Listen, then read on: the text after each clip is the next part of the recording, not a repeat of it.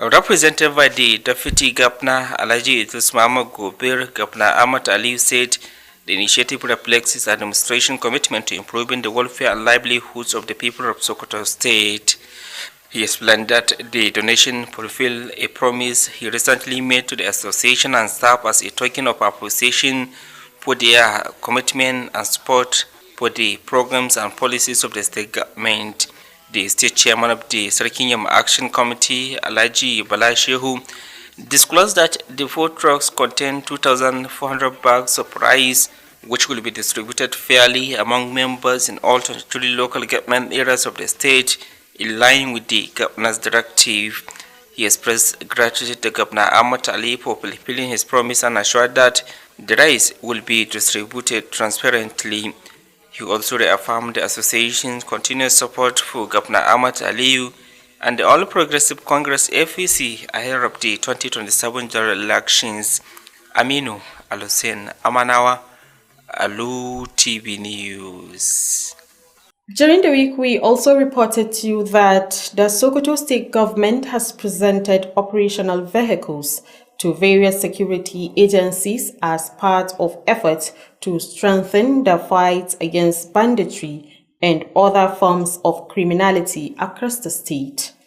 The vehicles were procured by the administration of Governor Ahmed Aliyu to enhance the operational capacity of security agencies and reinforce the state security architecture. Ukasha Tusani reports. Presenting the keys of the vehicles, the Deputy Governor of Sokoto State, Alhaji Idris Muhammad Gobir, reaffirmed the administration's unwavering commitment to restoring the last peace and security across the state. He asked the beneficiary security agencies to make judicious use of the vehicles in the discharge of their duties to ensure that the objective of providing them is achieved. Alhaji Idris Muhammad Gobir stressed that maintaining peace and security is a collective responsibility, noting that security agencies alone cannot effectively tackle crime without the cooperation of the public.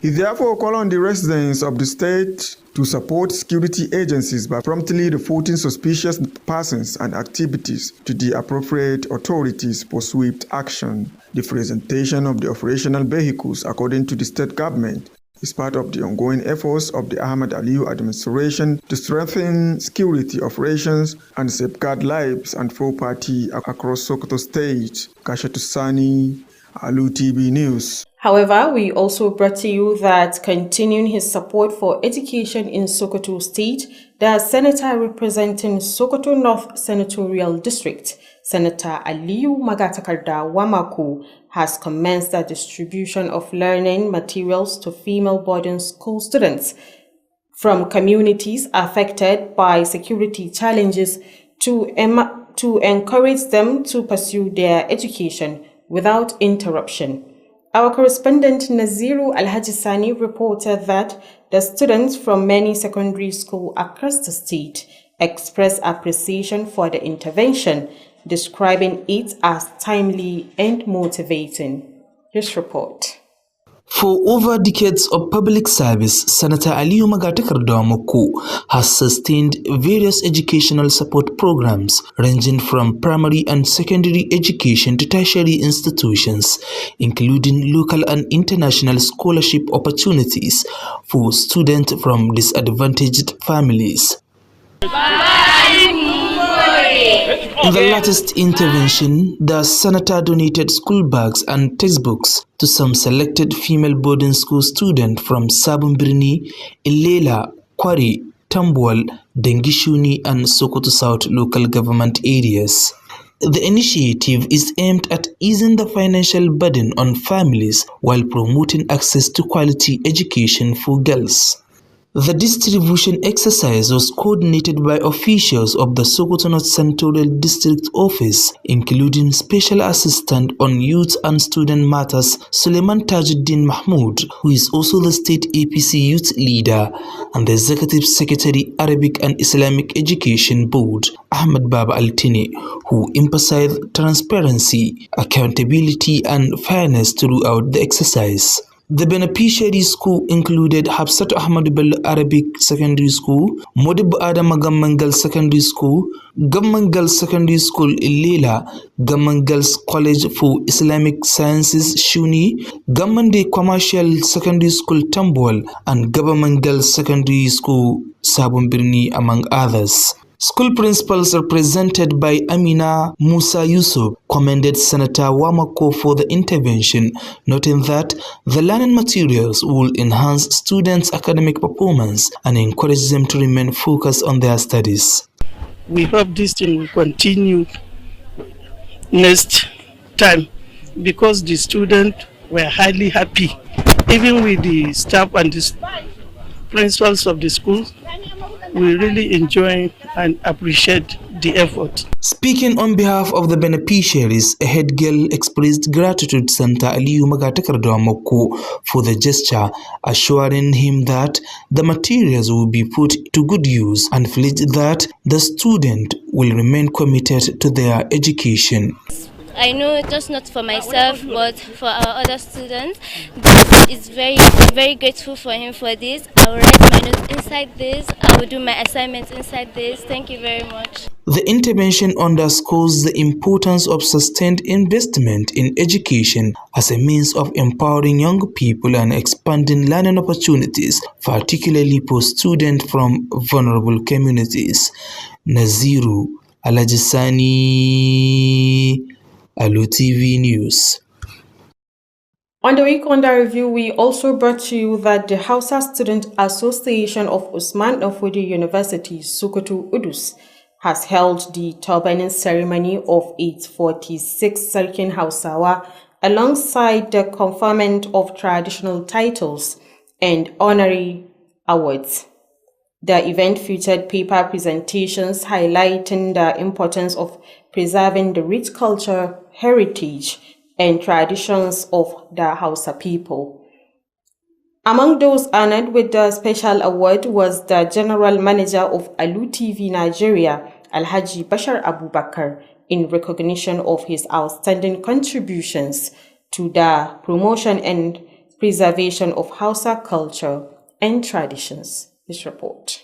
In his remarks, the chairman of the occasion, Alhaji Isa Haruna Rashid, Sarkin Kudun Gwandu, Uban Kasar Ambursa, described the Tabanin ceremony as an important cultural tradition that should be sustained within the university community to educate and inspire younger generations. He also called on Nigerians to continue praying for lasting peace, unity, and progress in the country. Presenting a paper on the significance of Hausa culture and traditions, renowned Hausa scholar Professor Aliyu Muhammad Bunza urged students to value the study of the Hausa language, stressing that it is as important as any other academic discipline. Professor Bunza further emphasized the importance of reading and writing in preserving knowledge and explained that traditional facial marks were historically used to identify different ethnic groups and communities. Earlier, in his welcome address, the head of the Department of Nigerian Languages, Professor Yakuba Aliyu Gobir, said the Hausa people possesses a rich and unique cultural heritage that continues to attract admiration from other ethnic groups through their traditional attire,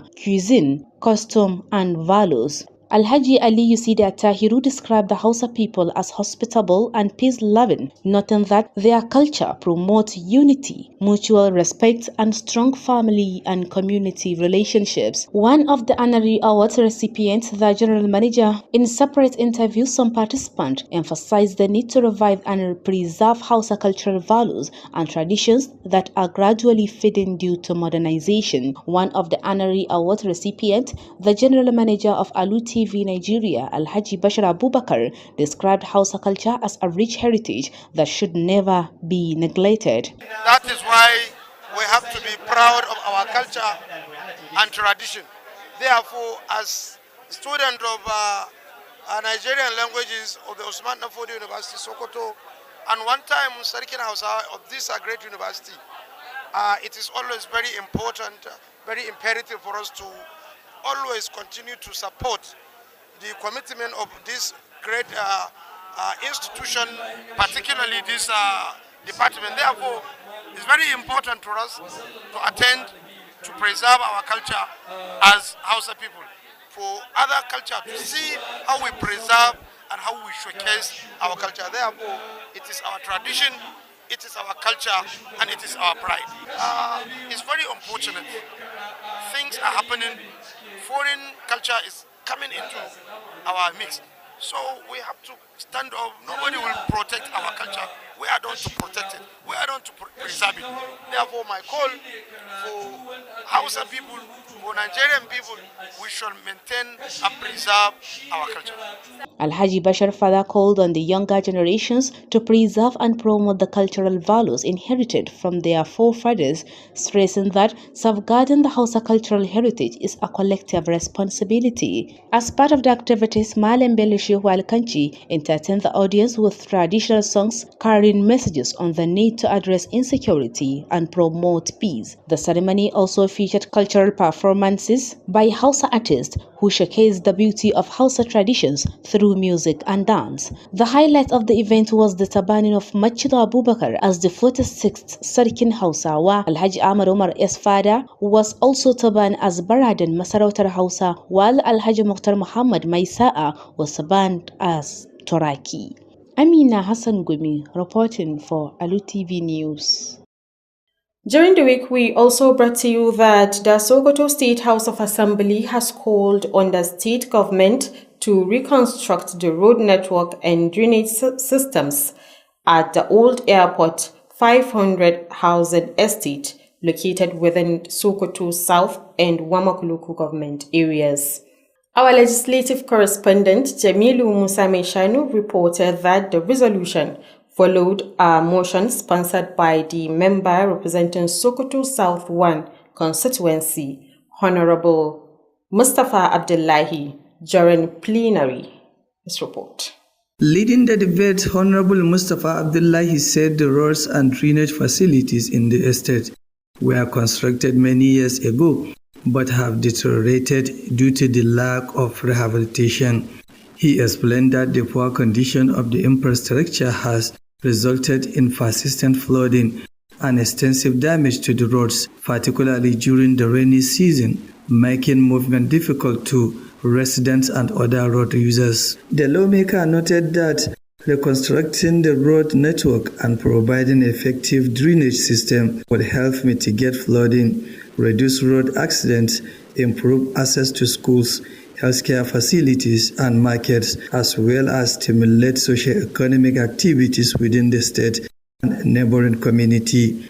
So most of the residents of those areas are predominantly civil servants and the business personnel. So as they complained to me, that's why I think that this and the members of this honorable house, about 10 members are residing in that community. I made mention our deputy speaker, Honorable Randa, Honorable Rabba, Honorable Kabir, Honorable Shamsu, and so many of them. Contributing to the debate, several lawmakers supported the motion, emphasizing the need for the government to urgently rehabilitate the roads in order to improve transportation and enhance the living condition of the residents. Delivering the House resolution, the Speaker, Honorable Tukur Balabo Denga, called on the Sokoto State government to give urgent attention to the reconstruction and rehabilitation of the roads and drainage system at the old airport 500 housing estates, considering their importance to the affected communities. From the Sokoto State House of Assembly, Jamilu Musa Meshanu, Alu TV News. And also on the week, we reported to you that the Federal Road Safety Corps has commenced a 3-day special enforcement exercise across Sokoto, Kebbi and Zamfara states, aimed at curbing overloading, mixed loading, and other traffic offenses associated with road crashes. Aminu Al-Husseini Amanawa reported that the campaign tagged Daidai Talodi is being conducted simultaneously across the FRSC's 12 zonal commands nationwide to promote greater compliance with road safety regulations. This report. Speaking at the flag off in Sokoto, the Zonal Commanding Officer Assistant Corps Marshal SB Akambi said the operation was launched on the Director of Corps Marshals to intensify effort against unsafe road practices. Reduce the traffic crashes and create a safer motoring environment nationwide. That is the objective of this operation. He explained that the exercise will focus on offenses such as overloading, misloading, and other traffic violations, while public enlightenment campaigns will be conducted alongside enforcement activities. The Sokoto State Commissioner for Transport, Bala Kukanikebe, described the initiative as a welcome development, noting that overloading remains one of the leading causes of preventable road crashes. So I'm calling for the people of the state to obey the rules governing using the motorcycles and cars, especially those who are using tricycle. He reaffirmed the state government's commitment to supporting the FRC in enforcing traffic laws to safeguard lives and property. Also speaking, the representatives of the Sultan of Sokoto State, Alhaji Aminu Bala Danyan Sokoto, conveyed the Sultanate Council's support for the campaign and urged motorists to comply with traffic regulations. So the Sultanate Council is ever ready to participate and at the same time be with you people. Earlier, the FRC sector commander in Sokoto, Adamu Argungu, warned that anyone apprehended for violating traffic regulations during the operation will be prosecuted before a mobile court.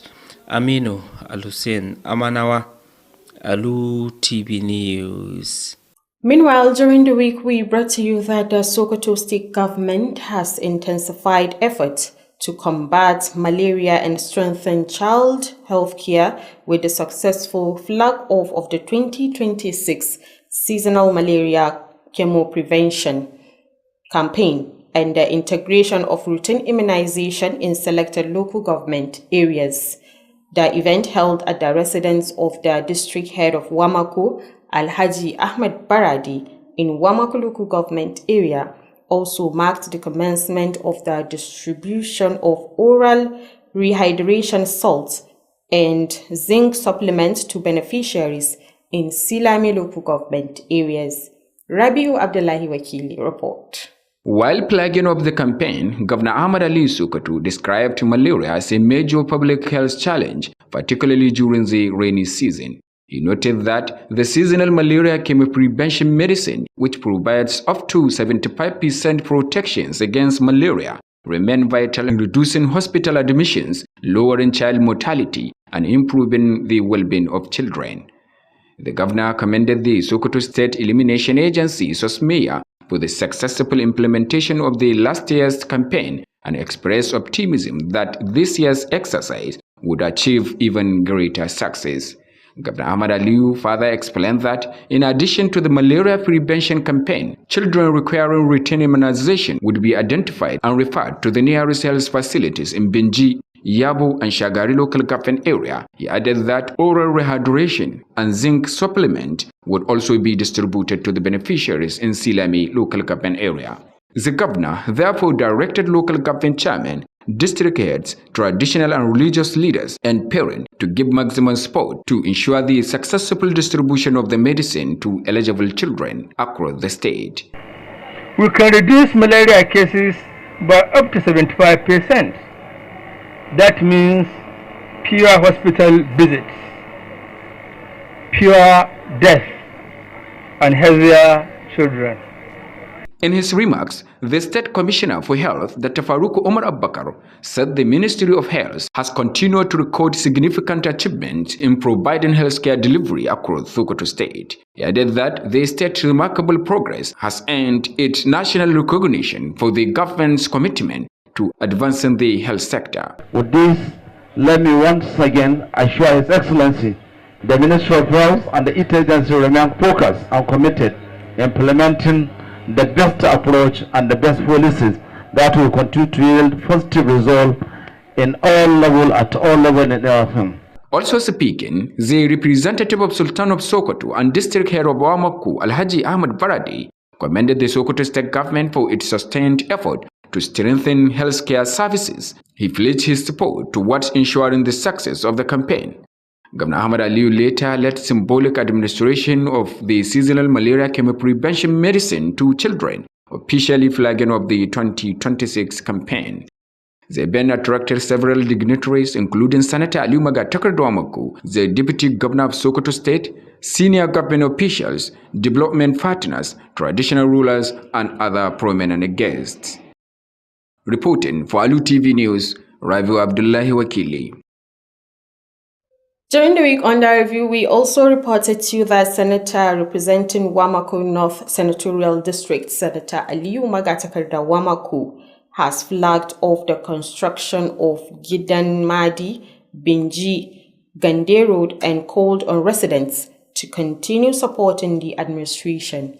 The World Bank assisted Rural Access and Agricultural Marketing Project Road, which will connect several agrarian communities, is part of activities marking the third anniversary of the APC-led administration in Sokoto State. Nasir Abubakar Kiwi will tell us more. The 37.7-kilometer road, which goes across 3 local government areas, is expected to unlock economic opportunities for the communities of Gidamadi, Kadi, Benji, Bonkari and Gande towns. While performing the flag-off, the former governor of Sokoto State, Senator Aliyu Magatakar Dwamaku, commended Governor Ahmad Aliyu for delivering projects in critical sectors that have significant impact on the development of the area and Sokoto State as a whole. Senator Wamoko recalled the criticism he faced in 2019 for endorsing Governor Ahmad Aliyu, saying the governor's achievements have justified his confidence in his leadership abilities. Your Excellency, distinguished audience, you may all recall in the past several weeks, we received a galaxy of eminent adherents coming to Sokoto State to rejoice with you, to rejoice with us, and celebrate our 3-year tenure by commissioning numerous projects cutting across the entire sectors of human endeavor. The federal lawmaker also stated that despite executing numerous legacy projects, the Ahmad Aliyu-led administration has not incurred any local or foreign debt. Call on the contractors to expedite the work, ensure timely completion and deliver a quality project that will stand the test of time. Speaking at the event, Governor Ahmad Aliyu Sokoto said the project, valued at over 11.836 billion naira, is one of several completed and ongoing projects aimed at improving the quality of life of the people and easing transportation of farm produce from the predominantly agrarian communities. The governor expressed gratitude to President Bola Ahmed Tinubu for his leadership and support for developmental projects in the state. He also thanked Senator Aliyu Magatakar Dwamaku for his fatherly guidance and unwavering support. Distinguished audience, the construction of Gidamadi Gandirot project is one out of many projects we are undertaking through a partnership. This is in addition to many township roads projects the state government is single-handedly undertaking across the length and the breadth of the state capital. As our speakers, including the representative of the Sultan of Sokoto and District Head of Benji, as well as Special Advisor on Rural Roads Malami Muhammad Galadanchi, commended the governor for executing numerous people-oriented projects that have direct impact on the lives of the people. Highlight of the event was the official flag-off of the road project performed by Senator Aliyu Magatakar Dwamaku. Reporting from Government House Sokoto, I am Nasir Abubakar Kiri. However, during the week, we also brought to you that as a 3-day capacity building program for professional teachers commenced in Sokoto, the Sokoto State government reaffirmed its commitment to improving the quality of education. The training, themed Pathways Towards Professional Teaching Qualifications and Enhanced Productivity, is organized by the Sokoto State Teachers Service Board. Aminu Al-Husseini Amanawa will complete the story. The three-day training program is aimed at enhancing teachers' professional qualifications and boosting productivity across the state education sector. Speaking at the event, the executive chairman of the Sokoto State Teachers Service Board, Professor Mustapha Namaka, described the workshop as a strategic initiative designed to equip teachers with the professional knowledge, skills, and competencies needed to improve classroom instruction and learning outcomes. This training will engage teachers from secondary schools and areas of pedagogy and classroom management will be emphasized on how best to improvise teacher aids in case a teacher finds himself where teacher aids are not readily available. So this training, I believe, will enhance the capacity and productivity of teachers. Highlighting several interventions of the Ahmad Ali-led administration, the Permanent Secretary of the Ministry of Basic and Secondary School, Dr. Sanusi Aliyu Benji, described the initiative as a clear demonstration of the government's commitment to expanding access to quality education. Also provided monthly interest to all our principals, which are being paid due, and every month each and every principal received 200,000 naira as interest to the school. So we thank you, Your Excellency, for this gesture to the education sector.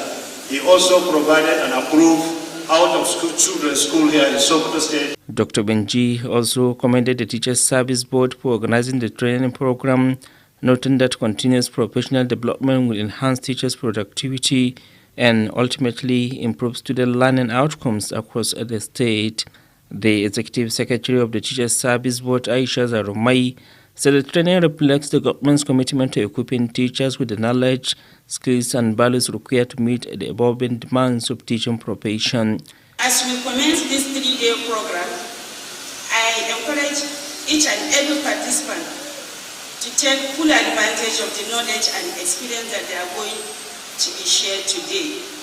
The 3 days workshop is expected to strengthen teachers' professional qualifications, promote effective classroom practices, and contribute to improve educational outcomes in Sokoto State.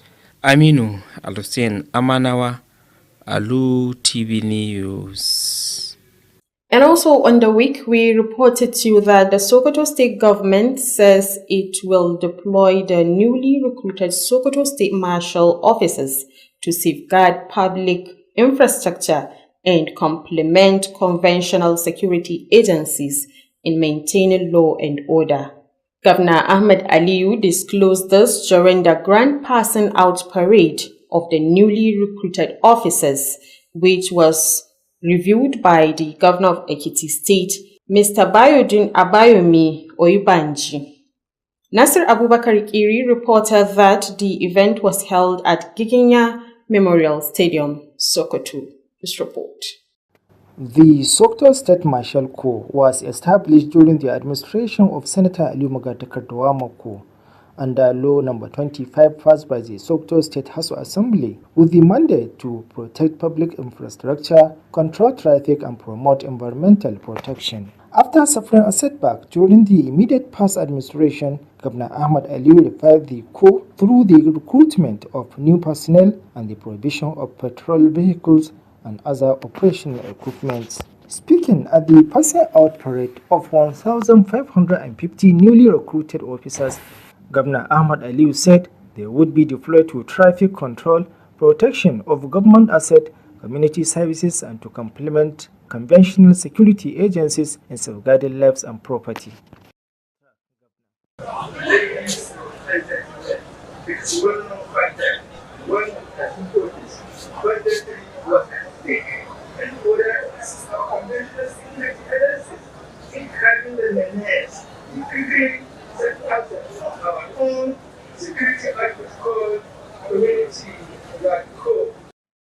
The governor commended the consultants for ensuring a transparent grassroots recruitment process across the 23 local government areas of the state. He also warned the new officers against extortion, misconduct, and indiscipline. Governor Aliyu recalled that when he assumed office in 2023, banditry was at its peak, prompting his administration to adopt proactive security measures, including the recruitment of the Marshal Corps and the procurement of patrol vehicles and other logistics for security agencies. Inspecting the parade, the governor of Ekiti State, Biodun Abayomi Odeyenji, praised Governor Ahmad Aliyu for his significant investment in infrastructure and security. He particularly commended the recruitment of the Sokoto State Marshal Corps, describing it as a step in the right direction towards addressing unemployment and strengthening security in the state.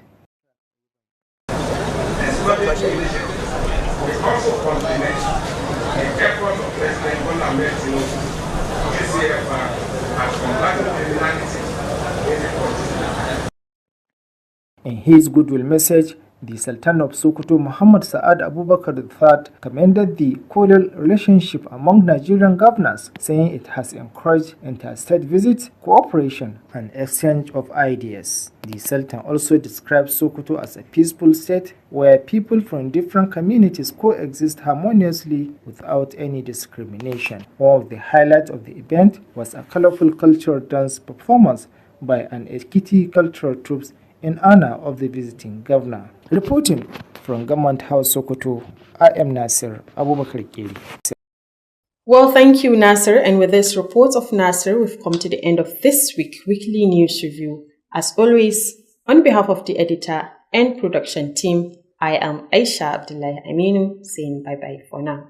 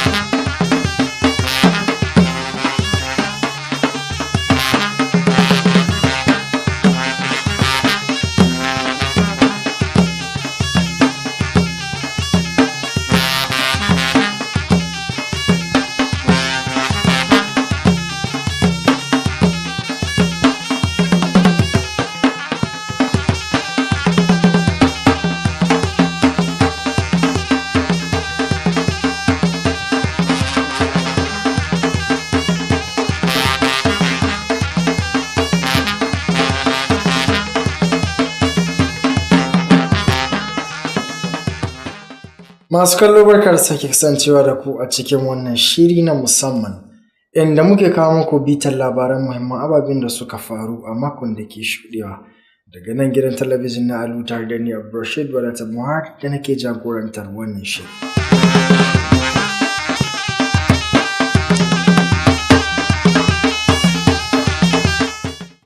Tuwanan mamun labarta muku cewar gwamnatin jihar Sokoto ta ƙara jaddada aniyarta da kuma ƙudurinta wurin ganin ta samar da walwala da majin daɗi ga ɗaukacin al'ummar jihar Sokoto yayin da gwamna yake ƙaddamar da waɗansu kayan abinci zuwa ga ƙungiyar nan ta Sarkin Action Committee a jihar Sokoto. Wakilin Aminu Hussein Amanawa tana ɗauke da ci gaban wannan rahoton.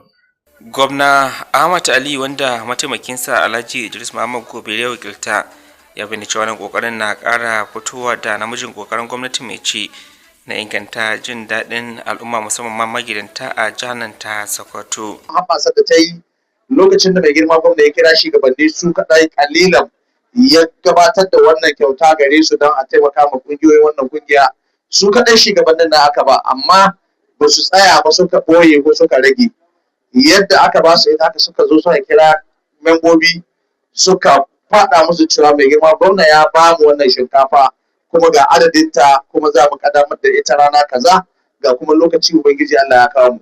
A cewar sa bayar da tallafin daga cikin cika alƙawuran da gwamnan ya yi wa ƙungiyar domin kasancewa godiya akan irin yadda suke bayar da goyon baya ga shirarren gwamnatin jihar ta Sokoto. Da yake magantawa tun da farko shugaban ƙungiyar ta Sarkin Yamma Action Committee Alhaji Bala Shehu ya bane cewa kimanin tirela 4 mai dauke da buhun shinkafa 2,400 su ne aka bawa kungiyar da za su yi kokari na rabawa ga lokacin mambobinsu a ƙananan hukumomi 23 da ke a nan jihar Sokoto. Membobin Action Committee da ke lokacin domin 23 sai in ce mun shigo da kawar dama domin Allah ya ba mu gwamnati. Mun ci gwamnati, mun yi nasara, an taya mu murna, mun ci gaba da samun roman dimokuraɗiyya. A don haka yana ta namijin kokarin kungiyar na ci gaba da bayar da goyon baya akan shirarren gwamna Dr. Ahmad Ali da ma jam'iyyar APC na ganin cewa ta samu nasara zaɓukan da ke tafi na 2027. Aminu Al-Hussein Amanawa, labarun Alu TV. So anan ma mun labarto muku cewa gwamnatin jihar Sokoto ta sake kaddamar da tare da bayar da waɗansu motoci domin sintiri da ma gudanar da ayyukan tsaro a faɗin jihar Sokoto a ci gaba da kokarin da gwamnatin take yi wurin ganin cewa ta samar da tsaro ga faɗin jihar musamman ma yankunan da ke fama da rashin tsaro a jihar Sokoto. Wakilinmu Ukasha Tusani yana ɗauke da ci gaban wannan rahoton.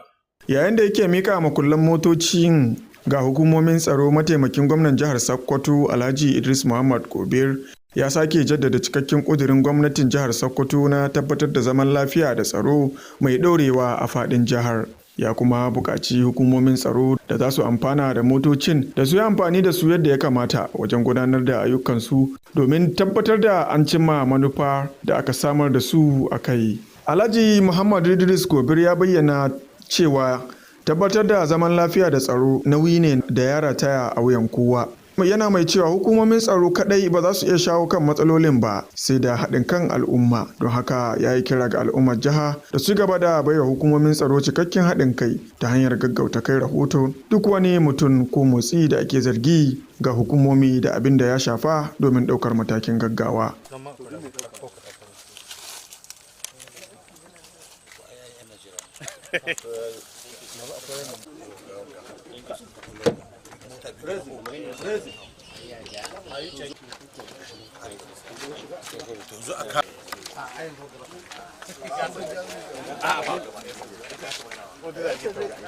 A cewar gwamnatin jihar, rabon motocin aikin wani bangare ne na ci gaba da kokarin gwamnatin Ahmad Aliyu don karfafa ayyukan tsaro da kuma kare rayuka da dukiyoyin al'umma a fadin jihar Sokoto. Kashi Tussani, labaran Alu TV.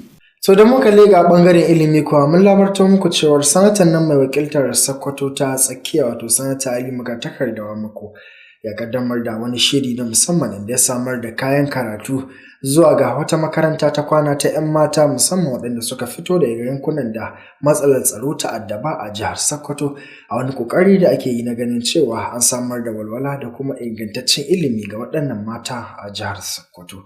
Wakilinmu Naziru Alhaji Sani yana ɗauke da cigaban wannan rahoto.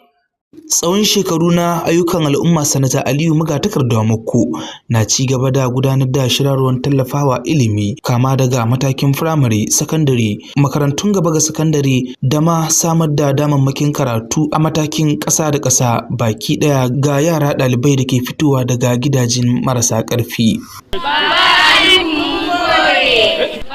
A wannan karo sanata Aliyu Magatakar Dawamako ya bayar da kyautar jikunkuna da littattafan rubutu ga wasu ɗaliban makarantun kwana da suka fito daga ƙananan hukumomin Sabon Birni, Illela, Kware, Tambol, Dangishuni da ƙaramar hukumar Sokoto ta Kudu. Wannan shiri na da manufar sauƙaƙa ma iyayen waɗannan yara na sayin kayan karatu da kuma ƙarfafa ilimin 'ya'ya mata. Mataimaka na musamman a ofishin sanata Aliyu Magatakar Dawamako na gundumar Sokoto ta Arewa wanda suka hada da mataimaki na musamman kan harkokin matasa da ɗalibai wato Suleiman Tajuddin Mahmud wanda kuma shine shugaban matasan jam'iyyar APC na jihar Sokoto da sakataren zartarwa na hukumar harshen Larabci da ilimin addinin Musulunci ta jihar Sokoto Ahmed Babaltini sun tabbatar da jajircewa da kuma raba kayayyakin cikin adalci. Daga cikin makarantun da suka amfana da wannan shiri sun hada da makarantar harshen Larabci ta Hafsatu Ahmadu Bello da ke Sokoto da kuma makarantar 'yan mata ta Modibbo Adama da ke Maruda.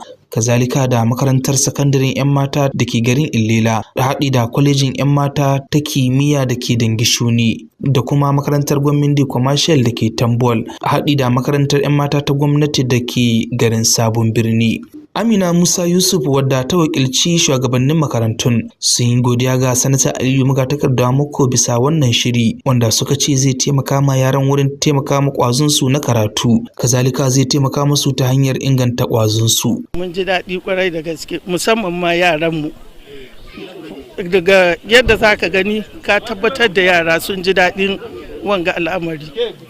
Muna godiya kwarai da gaske saboda abin zai tallafa kuma zai karfafa ma yaranmu, zai bunƙasa iliminsu domin ba ƙaramin taimako ne aka yi musu ba. Da take magana a madadin dukkanin ɗaliban da suka amfana da waɗannan kayayyaki, shugabar ɗalibai ta makarantar Hafsatu Ahmadu Bello ta godewa Sanata Aliyu Magatakarda Moko bisa wannan shiri, kazalika ta tabbatar mishi da cewa za su yi amfani da waɗannan kayayyakin karatu da aka sama musu domin inganta iliminsu.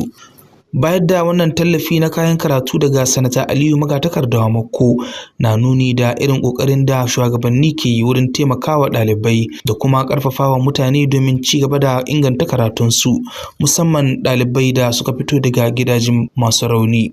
Naziru Alhaji Sani, labaran Alu TV.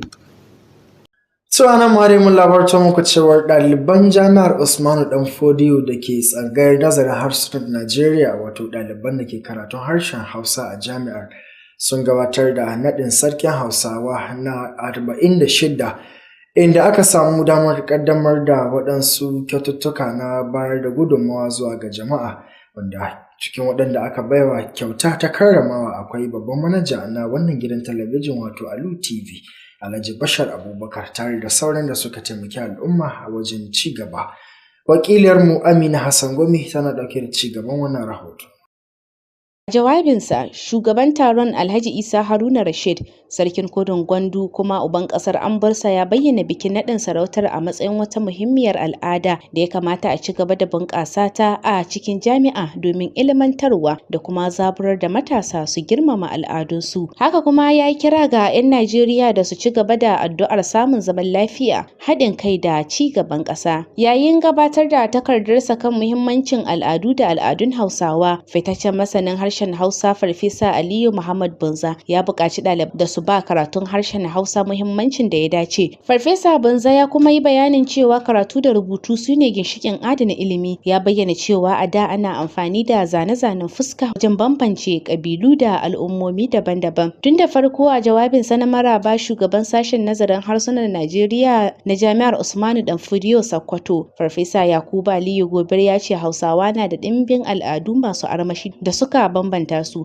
waɗanda har yanzu suke jan hankalin sauran ƙabilu ta fuskar sutura, abinci, ɗabi'u da kyawawan halaye. Shi ma da yake nasa jawabin, Alhaji Aliyu Sida Attahiru ya bayyana Hausawa a matsayin al'umma masu karamci da son zaman lafiya, inda ya ce al'adunsu suna ƙarfafa haɗin kai, mutunta juna da kyakkyawar mu'amala tsakanin iyalai da al'umma. A yayin zantawa da manema labarai, wasu daga cikin mahalarta taron sun jaddada buƙatar farfaɗo da kare al'adu da ɗabi'un Hausawa da ke ci gaba da dasashewa sakamakon sauye-sauyen zamani. Ɗaya daga cikin waɗanda aka karrama da lambar yabo ta girmamawa babban manajan gidan talabijin na Alu, Alhaji Bashar Abubakar, ya bayyana al'adun Hausawa a matsayin gado mai daraja wanda bai kamata a yi watsi da shi ba. Alhaji Bashar ya kuma kira ga matasa da su tashi tsaye tare da bunƙasa kyawawan al'adu da suka gada daga iyaye da kakanninsu, inda ya jaddada cewa kare al'adun Hausawa nauyi ne da ya rataya a wuyan mun aro al'adun da ba namu ba.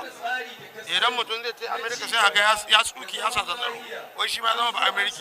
Abinda ko kamata ka tayar da tuwahinka na gargajiya. Tura suna ganin sha'awar tuwahin. Shi yasa idan suka tona sai su ce su ba su tuwahin mu sa domin su sade da mu. Saboda haka akwai ɓacin rai kwarai da gaske da bakin ciki irin yadda muke aro wasu al'adu na waɗansu mutane da ba namu ba domin mu sade da su.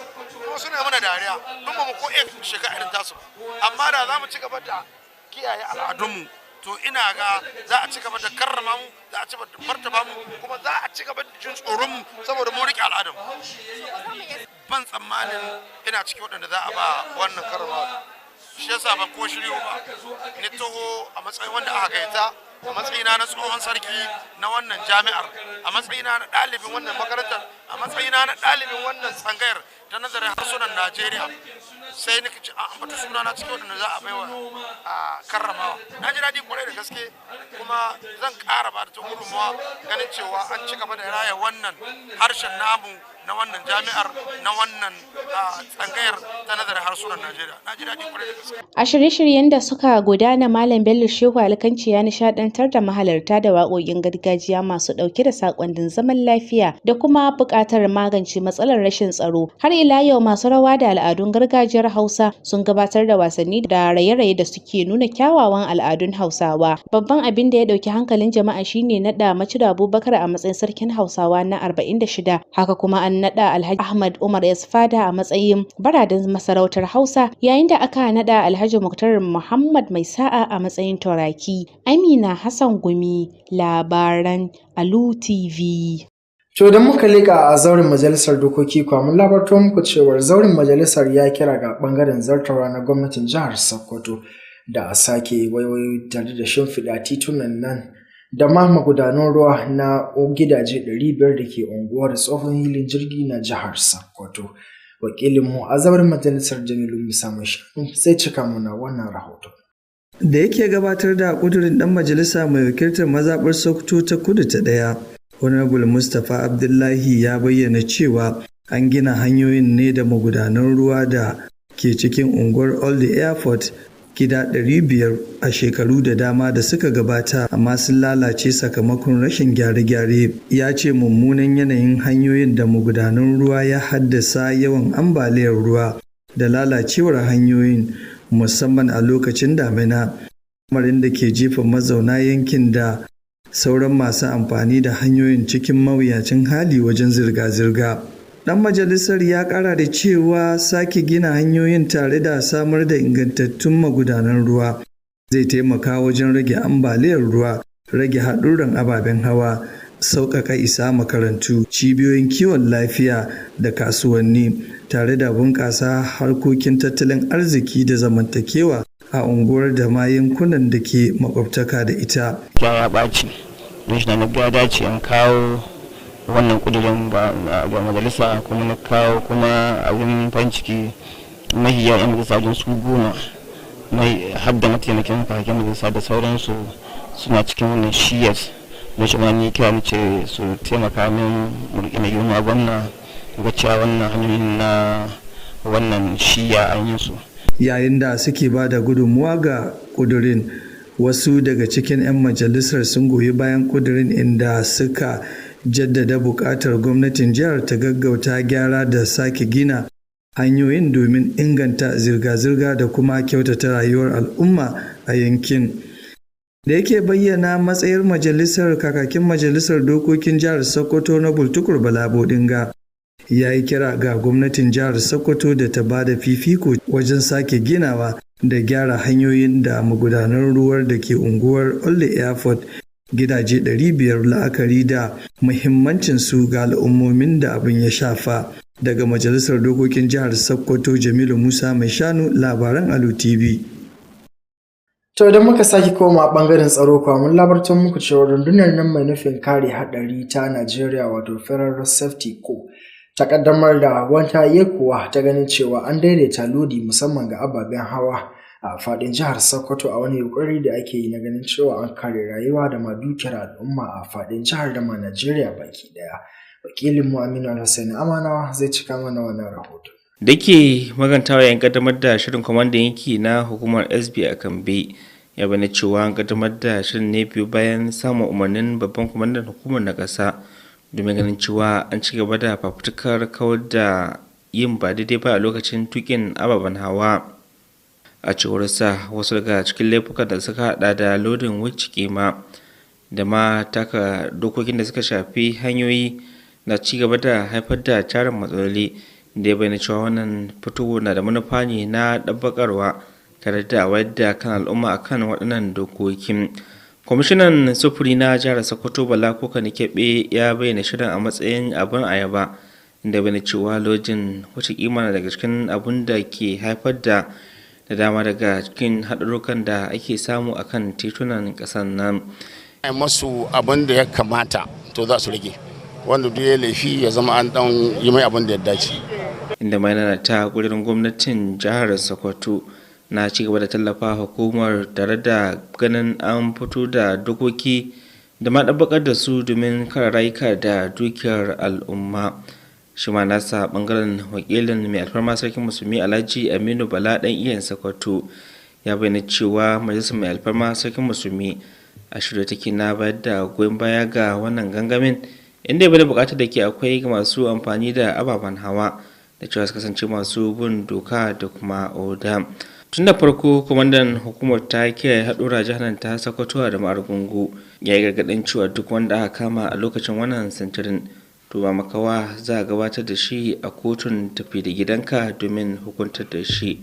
So a lot of things yana nan, duk wanda ya overloading, wanda ya aron hannu, wanda plate ɗin wani baɗi ta yi fading za a kama shi. Sannan kuma ga munan tare da magistrate ana kama mutum yau ba musu fine ɗin ko ba musu amshi kuɗin kowa, muna son alƙali yake mai hukunci. Ƙarshen rahoton kenan. Aminu Alhussein Amanawa, labarun Alu TV.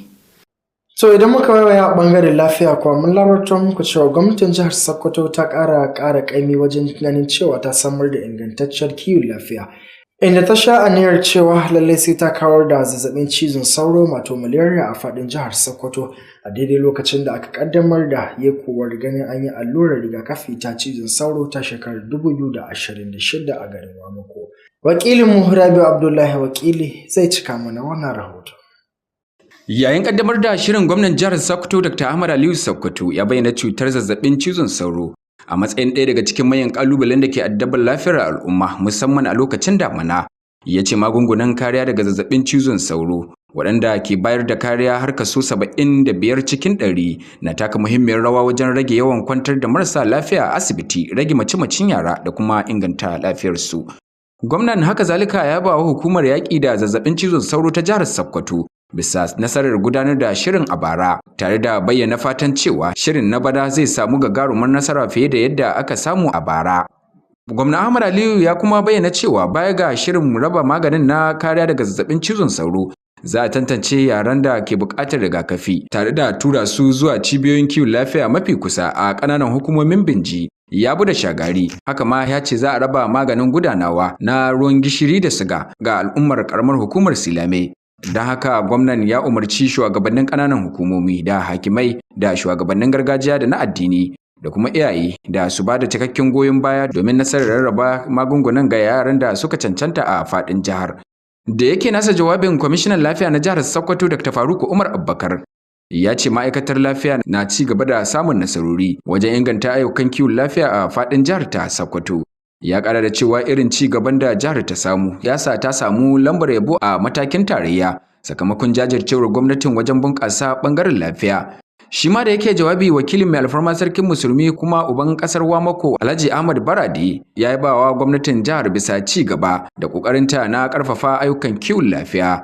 Ya kuma yi alƙawarin bayar da cikakken goyon baya domin tabbatar da nasarar shirin. Daga bisani gwamna Ahmad Aliyu ya jagoranci bayar da maganin kariya daga zazzabin cizon sauro ga wasu yara a matsayin kaddamar da shirin na shekarar 2026 a hukumance. Taron ya samu halartar manyan baki da suka hada da Sanata Aliyu Magatakarda Mako da mataimakin gwamnan jihar Sokoto, manyan jami'an gwamnati da abokan hulɗa, haka zalika da sarakunan gargajiya da dai sauransu. Ƙarshen wannan rahoton kenan. Rabiu Abdullahi Wakili. So anan mare mun labarto muku cewar sanatar nan mai wakiltar Sokoto ta tsakiya wato Sanata Aliyu Magatakarda Mako ya kaddamar da shimfiɗa tubalin titi wanda zai tashi daga gidan Madi ya zuwa Binji da kuma Gande, da kira ga ɗaukacin al'ummar jihar Sokoto da su ci gaba da marawa wannan gwamnati baya wurin ganin cewa ta samar da ayyukan ci gaba da mawalwala ga faɗin al'ummar jihar Sokoto. Wakilinmu na fadar gwamnati Nasir Abubakar Kiri zai cika mana wannan rahoton.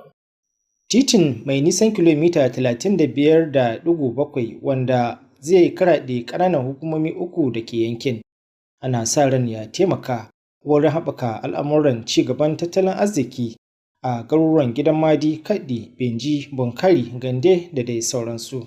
Da yake aza tubalin ginin titin, tsohon gwamnan jihar Sokoto Sanata Aliyu Magatakarda Mako ya ba gwamna Ahmad Aliyu akan ɗimbin ayyukan morewa jin daɗin rayuwa da ya aiwatar waɗanda a cewarsa suna da matuƙar tasiri wurin ci gaban yankin da ma jihar Sokoto baki ɗaya. Sanata Wamako ya ce ya tuna da irin ƙalubalen da ya fuskanta a shekarar 2019 akan mara baya ga gwamna Ahmad Aliyu a matsayin ɗan takarar jam'iyyar APC, wanda ya ce irin gagarumin ci gaban da ya samar a halin yanzu na nuna da irin tagomashinsa da kuma hazaƙarsa wurin shugabanci. Mai jima gwamna bisa ƙara guda gare ku wannan gaita da aka min na ƙaddamar da wani aiki mai albarka na gidan Madi, Binji, Bunkari, daga Magaji da Gande.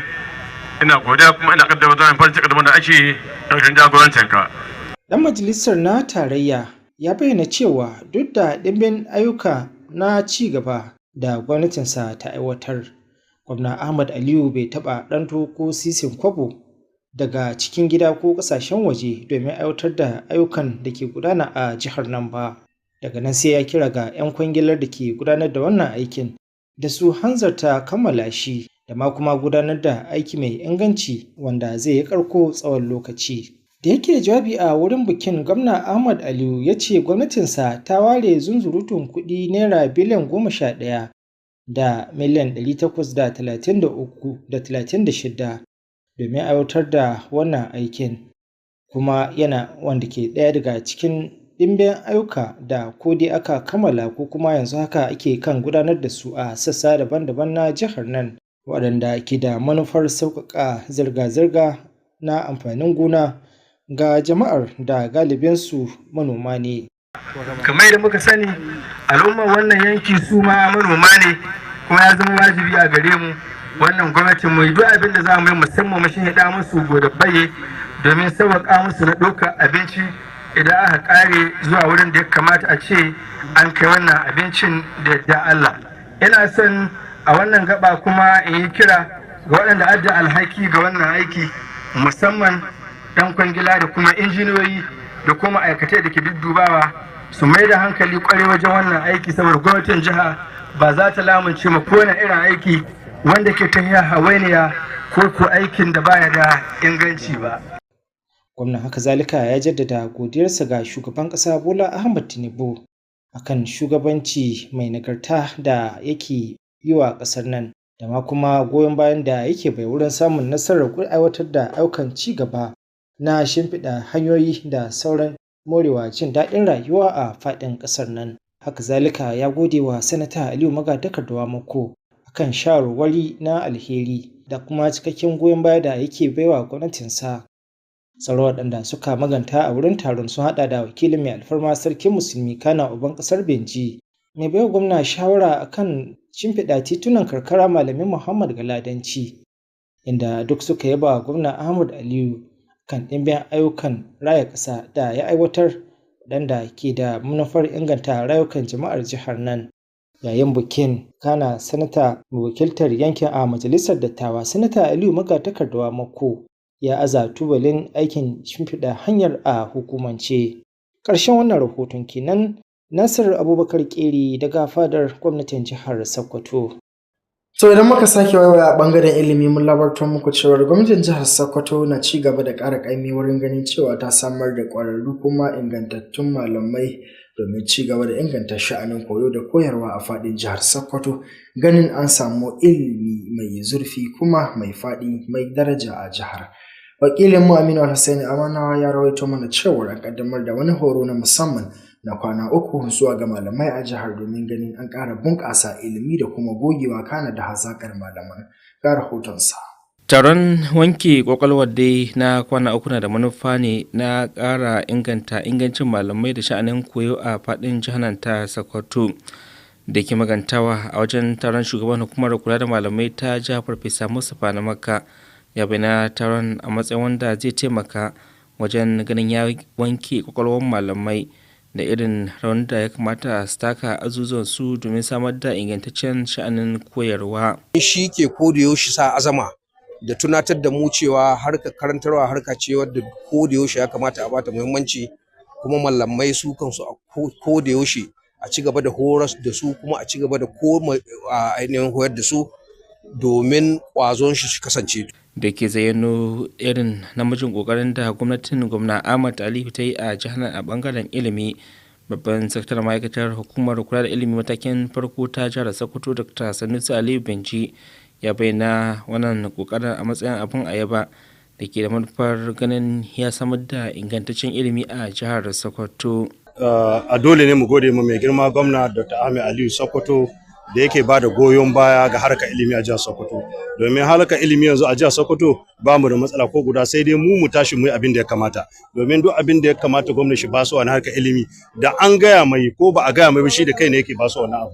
Domin ɗiyan mu su samu da mallamai, su samu ilimi mai albarka, ko mallamai su samu training mai kyau. Dr. Bunji haka ma ya yabawa hukumar kula da malamai ta jihar Sokoto akan shirya wannan taron, wanda ya amanar cewa zai matukar taimakawa domin samun kwalliya ta kai ga biyan kudin sabulu a fadin jihar ta Sokoto. Ita ma na ta bangaren sakataren zartaswan hukumar kula da malaman Aisha Zarumai ta bayyana cewa wannan horaswan abu ne da ke kara nuna namijin kokarin gwamnati, musamman na ilmantar da malamai ilimin da zai ba su damar ganin sun taka rawa a sha'aninsu na koyarwa. Taron horaswan dai na kwana uku ana sa ran ya wanke kwakwalwar malamai da dama, musamman kan da za su gudanar da ayyukansu a azuzuwa da ma irin rawar da za su taka bangaren ilimi domin samar da kyakkyawan makoma ga ɗalibai. Aminu Al-Hussein Amanawa, labarun Alu TV. So anan ma dai mun labartar muku cewar a daidai lokacin da aka yaye jami'an marshal da aka ɗauka a jihar Sokoto kimanin 1,550, gwamnan jihar Sokoto Ahmed Aliyu ya bayyana cewa za a aika waɗannan jami'ai domin ganin sun samar da tsaro, kana da taimakawa jami'an tsaro wurin samar da tsaro a jihar da ma tsaftacewa tare da kiyaye muhalli a ɗaukacin jihar. Wakilinmu na farar gwamnati Nasir Abubakar Kiri zai cika mana wannan rahoto. Hukumar ta Sokoto Marshal ta jihar Sokoto, wacce aka kaddamar da ita a zamanin mulkin gwamnatin Sanata Aliyu Wamako a ƙarshen doka mai lamba ta 25 da Majalisar Dokoki ta jihar ta zartar, an ɗora mata alhakin kare jama'a da kadarorin gwamnati, zirga-zirgar ababen hawa da ma kuma kare muhalli. Duk da yake inda aka fito, hukumar ta fuskanci koma baya ƙarƙashin gwamnatin da ta gabata. Gwamna Ahmad Aliyu bayan kama aikin gwamnatinsa ya farfado da ita ta hanyar ɗaukar mata sabbin jami'ai da siyo mata motocin sintiri da sauran kayan aiki.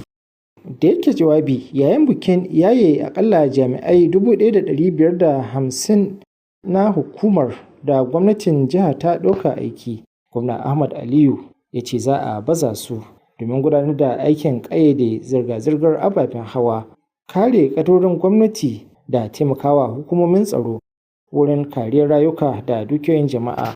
Daga nan gwamnan ya yaba wa kanzalta da ya hidimar horas da jami'an akan yadda suka kwatanta gaskiya wurin zakulo matasan da aka ɗauka daga yankunan ƙananan hukumomi 23 da ke faɗin jihar nan, inda ya gargaɗe su da su guji karɓar cin hanci da duk wani abu da ya saɓa wa ƙa'idar aiki. Yayin da gwamnatinsu ta kama aiki a shekarar 2023, ayyukan 'yan bindiga sun yi kamari a jihar nan, wanda ya tilasta wa gwamnatinsa da fitowa da sabbin matakai na yaƙi da matsalar, ciki kuwa har da ɗaukar ƙarin sabbin jami'an hukumar da samar da motocin sintiri da sauran kayan aiki ga hukumomin tsaro. Da yake duba faretin sabbin jami'an, gwamnan jihar Ekiti Biodun Abayomi Oyebanji ya jinjina wa gwamna Ahmad Aliyu akan yadda ya zuba jari ga fannin samar da ababen more jin daɗin rayuwa da tabbatar da tsaro. Musamman ya yaba masa kan ɗaukar jami'an hukumar ta Sokoto Marshal, wanda ya bayyana a zaman muhimmin mataki da kuma matsalar rashin aikin yi da ƙalubalen tsaro. A jawabinsa na fatan alheri, mai alfarma sarkin musulmi Alhaji Muhammad Sa'ad Abubakar na uku ya yaba dangane da kyakkyawar alaƙa da ke tsakanin gwamnonin Najeriya, wanda ya ce ya taimaka haɗin kai da kuma musayar ra'ayyuka na ci gaban al'ummominsu. Mai alfarma sarkin musulmi ya bayyana jihar Sokoto a zaman jiha mafi zaman lafiya a ƙasar nan, wacce ke haba-haba da baƙi inda suke rayuwa a cikinta ba tare da nuna wani wariya ko ƙabilanci ba. Yayin bikin, 'yan wasan al'adun gargajiya na jihar Ekiti sun baje al'adunsu domin a wani ɓangare na karrama baƙon gwamnan jihar Ekiti Bayomi Biodun Oyebanji. Ƙarshen wannan rahoton kenan. Nasir Abubakar Kiri daga fadar gwamnatin jihar Sokoto. To duka iya abun da muka samu damar kawo muku kenan a wannan makon, da fatar kun ji daɗin kasancewa da wannan shirin. Da haka ne sai ku tarbe mu a wani mako domin jin muhimman ababen da za mu zo muku da su. A madadin waɗanda suke taimakawa domin ganin wannan shirin ya zo muku. Aisha Abdullahi Aminu mai karanta muku a harshen Turanci, a Bello Mamman da ke hidimar ɗauka, Jamilu mai sa mai shanu mai hidimar tacewa da mahaɗa wannan shirin.